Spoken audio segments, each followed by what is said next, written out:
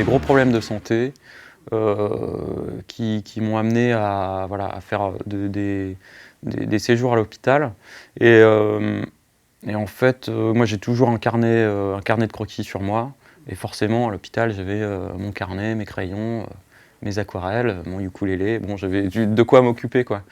Et j'ai commencé à dessiner dans le carnet la veille de mon opération. Et puis après l'opération, j'ai continué à dessiner et je me suis rendu compte assez vite que ça me soulageait énormément de la douleur et que ça me permettait de focaliser mon attention sur autre chose, de passer le temps. C'était un exutoire formidable, quoi. Au début, en fait, j'avais dans l'idée d'éditer le carnet comme ça, tel quel, en mettant un petit peu, en introduisant le propos, en remettant dans le contexte. Et en fait, c'est en discutant avec Nicolas Lebedel et Manuel Arsenet, tu vois, chez les Rêveurs, on regardait si le projet pouvait se faire avec eux. Et ils m'ont titillé un petit peu, montre-nous un peu de comment tu vas mener le récit, etc. Et en fait, j'ai commencé à faire l'intro du carnet et elle a vite fait 50 pages, quoi. Donc j'ai su que j'étais embarqué dans un récit de plus de 300 pages. Les dessins qui ont été faits dans le carnet originel, c'était vraiment des dessins de survie, des dessins d'urgence, de survie, où tu vois, j'étais vraiment dans le creux de la vague, j'étais très mal. Donc c'était juste ce qui sortait à ce moment-là. Et ensuite, tout le récit qui a été fait dans un second temps, il m'a servi de thérapie, dans le sens où j'ai dû me repencher sur tout ce qui s'était passé, sur toutes mes galères, redigérer tout ça pour pouvoir les retransmettre avec de l'humour,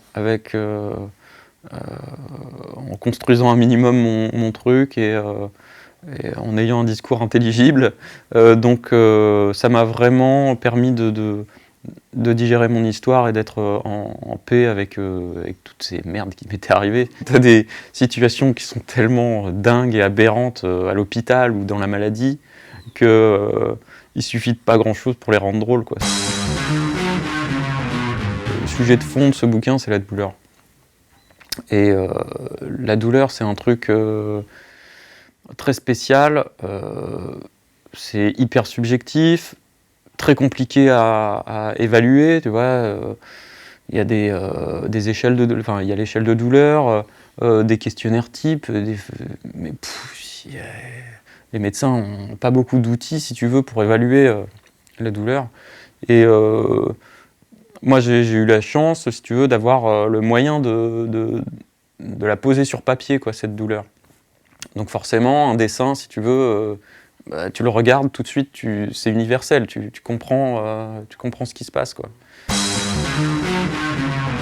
C'est une mise en couleur au crayon de couleur, tu vois, des petites touches par-ci par-là. Au début, je m'étais dit, je vais en mettre sur chaque planche, il y aura des petits rayons de couleur. Et en fait, assez vite, je me suis rendu compte que techniquement, ça allait pas être possible, que j'avais pas le temps sur un aussi gros volume de pages. Donc j'ai décidé de faire un récit en noir et blanc avec la couleur qui intervient juste quand c'est nécessaire. Et en fait, heureusement que j'ai fait ça, parce que c'est nickel comme ça vient appuyer des sensations, des réseaux veineux, des foyers de douleur, voilà, ou alors dans la narration, tu vois, sur une page, ça vient appuyer une conclusion de page. J'ai mis à disposition tout un panel d'outils techniques, type plume, pinceau, aquarelle, encre de Chine ou quoi, mais aussi un panel de systèmes de narration, c'est-à-dire la BD, le récit en BD évidemment, mais il y avait les haïkus, les illustrations, la vulgarisation médicale, le dessin expérimental ou tu vois, du dessin abstrait. Enfin, voilà, c'est un peu un méli-mélo de tout ça, et en fonction de comment j'avais besoin de raconter les choses, j'utilisais, voilà, je venais piocher. C'était indispensable pour moi que ça se fasse en traditionnel, que je retrouve ce truc un peu méditatif de la plume qui gratte le papier, parce que ça avait été très important dans mon carnet, si tu veux, et dans l'exutoire que me procurait le fait de dessiner dans mes périodes vraiment en noir.